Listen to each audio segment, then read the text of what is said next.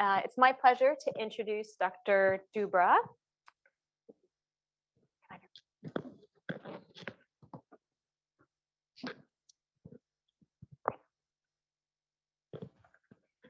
All right, so while we get Dr. Dubra's paper up. Well, I would like to start by thanking Dr. Liao for inviting me to this meeting, and also Dr. Hammond for testing the audio so successfully. Excellent. So Dr. Dubra is a professor of ophthalmology here at Stanford. He's an expert in ophthalmic imaging and has pioneered and disseminated instrumentation for non-invasive visualization of retinal structures and function. He has improved the rigor and reproducibility of adaptive optics, and we'll be speaking about that today. So please welcome Dr. Dubra, whose talk title is Retinal Imaging Scaling and Why We Should Care and How to Do It. So I have a challenge for you during this talk. And the challenge is, put your phone down, 10 minutes. The maximum of 2 emails in this talk that you can write, no more.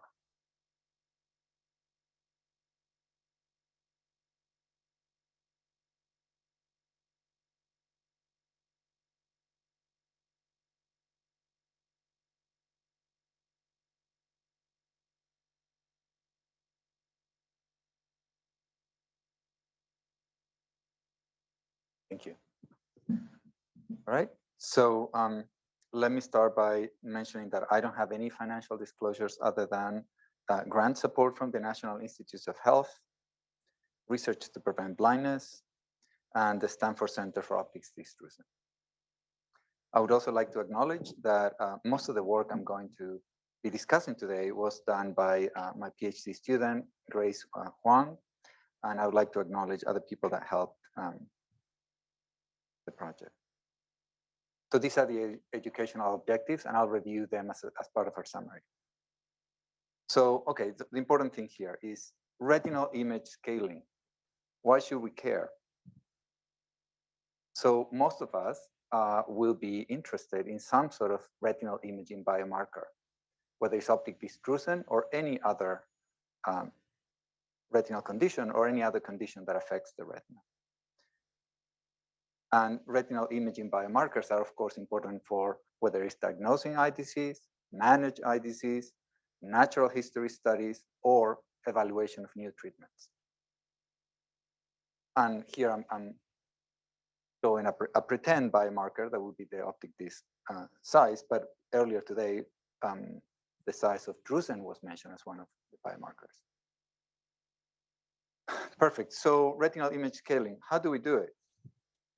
So although you might not be familiar with this process, you get to see when you buy a commercial instrument or you use a commercial instrument and you have a scale bar on the screen and says microns or millimeters. What the manufacturer has done for you is this process that I'm going to describe, and it's very simple and is almost completely wrong. So the first step is that you choose what we call a schematic eye. That is a very simplified optical model of a human eye. And they could be as simple as having a single refractive surface, as you can see in the top left, or it could be more sophisticated, as shown in the bottom right, with 4 refractive surfaces. And that still is a simplified version because it doesn't account the changes in refractive index within the lens. The second thing you do is you trace a ray as if it was this kind of geometrical abstraction that we make of light, as if it was propagating through a line. And then the rays that people have chosen in the past to trace were rays that were convenient from the vision science point of view, but not necessarily good for retinal imaging. And I'll explain why in a minute.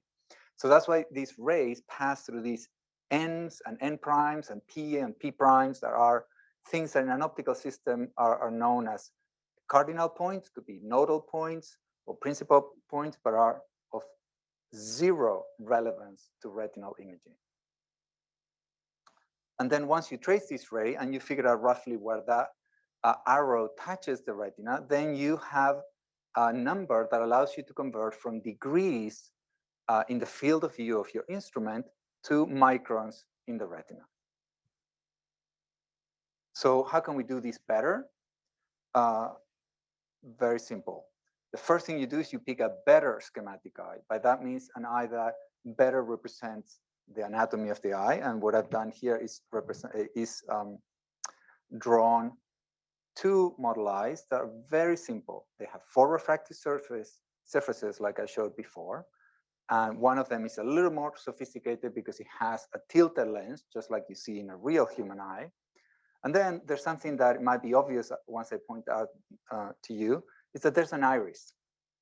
And none of the previous models had an iris. And it turns out that the iris is more important than you would think. So then the next thing you do is you use biometry.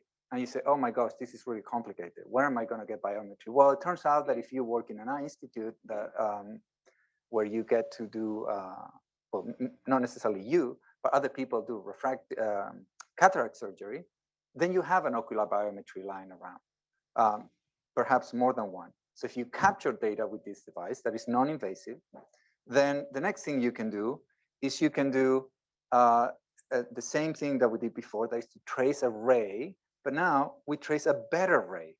And now instead of passing through these vision science important points, you trace a ray that goes through the center of the pupil. And in the optics jargon, we call this either chief ray if you're in the US, or if you're outside the US, you call this a principal ray. And the reason why this is important is because the way you capture retinal images is that you either steer the instrument, or as Dr. Barres demonstrated, the subject towards the instrument, in such a way that the pupil of the human eye coincides with what is called the exit pupil of the ophthalmoscope. And the way we achieve that is by moving the subject or the instrument towards one another until the image is more or less uniformly illuminated, meaning that there's no part of the light reaching the eye or coming back from the eye is clipped by the edges of the pupil. Perfect. So when you do these 3 steps, now you get an individualized scaling factor. And I'll hopefully convince you in a moment that this is important. It's not just a minor refinement. So ignore the small legend on the left side where we compare many different scaling methods. The important thing that I want you to pay attention to is that even in a small population of about 30 subjects, you get to see a variation in these individualized scaling factors of 38%. So if anybody here thinks that 38% ignore change is not important, please send 38% of your annual income to our development department to support our lab. So, and if you think that 38% change in length is important, then think that that will correspond to a 90% change in area. So if you were trying to have a biomarker that was the optic disc drusen area, then if you don't account for scaling correctly for individual variations of scaling, you could be almost having a 90% error in scaling. So this really is important, that we should be paying attention, at least in academic settings. And I'll hopefully convince you in a moment that also in clinical settings too. Then if you want to get a little more refined, the difference between tracing these rays that I mentioned earlier that don't make a lot of sense passing through these cardinal points, and you actually trace the ray that I said better captures how we collect retinal images using this chief ray, then the differences between methods could be as high, sorry, I have something there, could be as large as 7.5% in length, which again corresponds to a 15% change in area. So meaning that if you choose method A versus method B, you could get these differences. And this is important because at least in my community of adaptive optics retinal imaging, people go crazy publishing numbers about cell density or cell size with like 7 decimal places. And it's like, oh my gosh, this doesn't make any sense at all. It'd be a lot more important that we pay attention to capturing biometry for every single subject. And more importantly, when we publish the data, that we disclose which method we use so that other people can inverse engineer, if you want, the scaling, and then you can convert to whatever your favorite method is. Then, okay, perfect. Is that it? No. We discover, and I'm not saying that we were the first one to notice this. I'm just embarrassed to say that after almost 15 years in retinal imaging, I realized that there's another problem that is bigger than the scaling with the biometry. Oops, something happened here. There we go. So imagine that, again, I mentioned that you bring the instrument towards the subject's eye, and until you get the image uniformly illuminated, then you change the focus knob, and then you take your picture and you think, great, this was a good picture. And hopefully, I'll stress you out to the point that you'll never trust a retinal image again for scaling purposes. That is, there's a tolerance to that alignment. So you can actually be a few millimeters ahead, closer to the instrument, and a few millimeters further away from the instrument.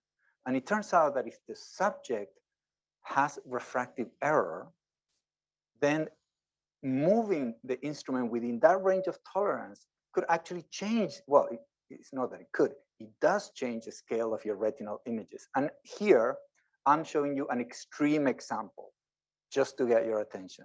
This is a subject that has 15 diopters of refractive error, so it's a very extreme myop. And we move him closer than you normally would. There is a whole centimeter forward, a whole centimeter away from the machine. And the point that we're trying to make here is that as you move closer and further, the retinal image scaling changes substantially, again, by 13% in length. That means double that in terms of surface area. And just to show you how this is an issue that is purely due to refractive error, it's not a problem with your machine. So don't complain to your manufacturer. They have nothing to do with it. The subject was kind enough to put his contact lenses on, and then this scaling, even though the absolute scaling changed, the sensitivity to axial displacement went away.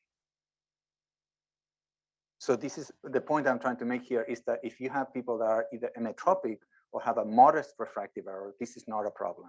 But if you do have people that are strongly ametropic, then you should pay attention to this. So why does this happen? Because the eye is not telecentric. And I'm not going to talk about telecentricity here. You can Google this. But it's basically when you build an optical system that is immune, the scale of the system is immune to how close or far you are to the instrument. In fact, ophthalmoscopes are built so that they are telecentric, meaning that when you change the focus knob, the image scale shouldn't change. But we cannot do that. We cannot engineer the eye in that way. So this is something that we have to accept. So if you're going to be worrying about this, then the next question is, does the scale problem happen in all ophthalmoscope? And the answer is really simple. Yes. So there's nothing you can do about it. You cannot change from one machine to another to get rid of this problem. And then what can I do to address it? Well, I'm going to suggest two things. First thing is, if you're trying to manage a patient and you want to avoid errors, so for example, if you're following a patient with drusen and then this person comes for follow-up visits, how do you know that a change in scale with, say, artificial intelligence segmentation or human intelligence segmentation, how do you know that the change is real? And it's not that your retinal photographer happened to be a couple of millimeters closer or further away.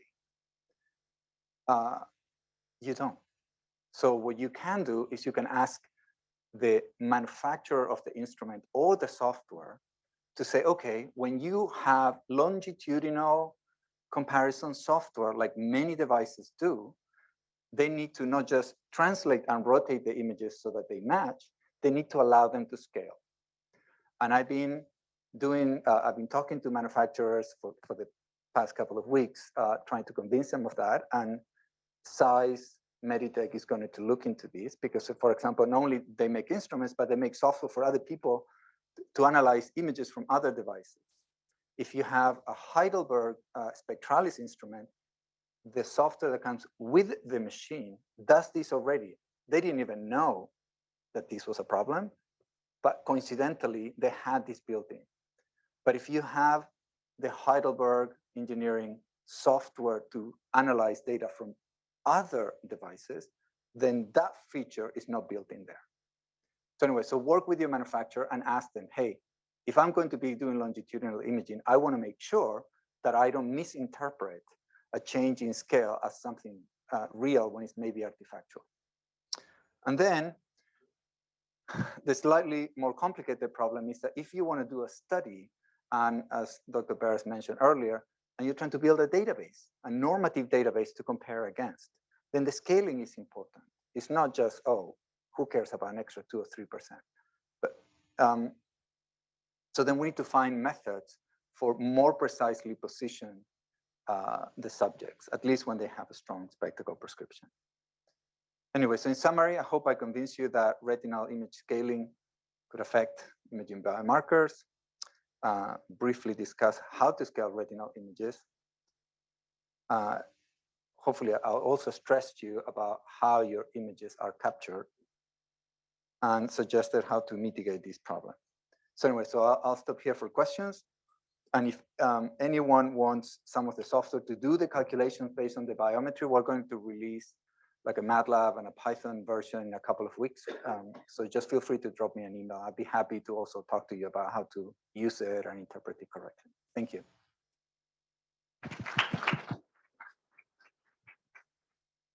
Thank you, Dr. Dubra. That was wonderful. We have some time for some questions because we'll probably do, instead of doing the panel, we're just doing questions in between.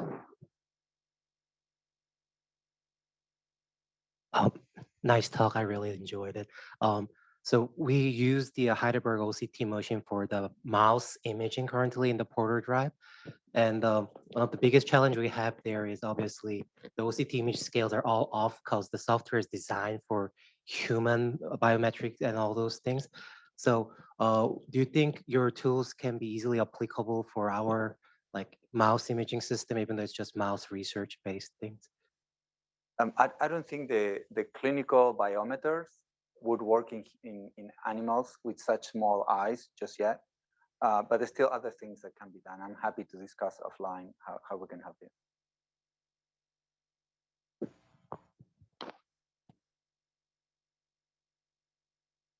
Yeah, I really enjoyed that talk. It's actually something I've been interested in, just sort of vaguely. We have the spectralis at our office, and we do a lot of imaging.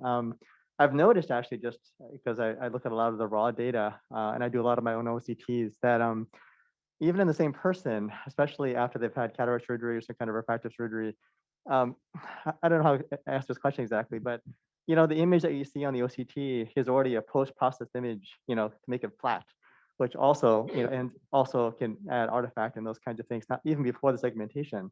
But I've noticed that in some people, and I've done it like on the same person, like multiple days, like on the same day, like multiple times.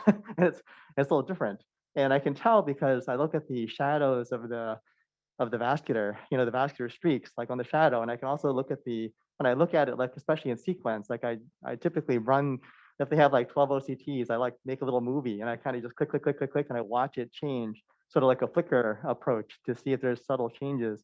And I noticed that the vessels change position as well as the overall thickness of the retina, not just like the nerve fiber layer, but the part that I'm interested in. And I always wondered if that's artifact of the kind of problem you're talking about. Yeah, very briefly. Yeah, this is my concern. It's not necessarily the cosmetic change in scaling. It's the fact that the software that calculates nerve fiber layer thickness or blood vessel density or optic disc diameter is programmed to work on a certain number of pixels, right? So if you all of a sudden present to the algorithm a scaled image, the calculation is performed over a different area. So even though I talked about longitudinal imaging, there's nothing inherent to imaging 2 or 3 months later. I mean, you could, as you said, you could image 5 seconds later, and the person could be on the chin rest and just kind of pull back a little bit, and the image could be different. So yeah.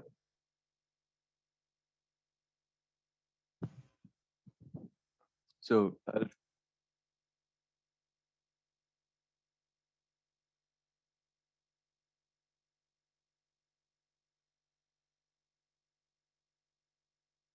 my challenge. If I'm doing multi-center clinical trials, I'm the 70 centers. Now I have to figure out how to standardize not only the acquisition, which you pointed out that there is a major problem over there, but then at the same time, if those images, 200, 300 patients being imaged over 3 years, there's also that time that passes between the baseline versus the 3-year later image, where a lot of things may have changed within the same eye. So how do we standardize? And then if there is a way to standardize, have you thought about the scaling problem of the solution? How do we deploy that solution at a mass scale? And additionally, retina clinics, we are lucky to have a lot of these biometers and everything in a retina clinic over here, but these don't exist outside of an eye institute in a retina clinic. They only have OCTs, that's it. Let me emphasize this. My goal today was not to give you the solution. It's to tell you about the problem so at least you're aware of it. I'm happy to talk offline about potential solutions, but yeah, I don't think there's an easy solution at the moment. Certainly nothing that you could retrofit anything. All right, thank you, Dr. Dubra.